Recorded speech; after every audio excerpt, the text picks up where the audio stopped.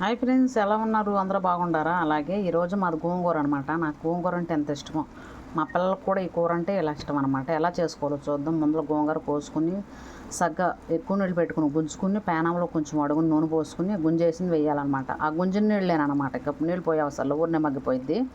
దాంట్లో ఏం వేసుకోవాలంటే పచ్చిమిరపకాయలు, టమోటాలు, ఉల్లిపాయ ముక్కలు సన్నగా తరిగి దాంట్లో వేయాలన్నమాట. నాది ఉడుకుతుంది చూడండి ఫ్రెండ్స్. ఇలా చేసుకుని తింటే ఉడుకుడుకు అన్నంలో అసలు సూపర్గా ఉంటుంది అనమాట.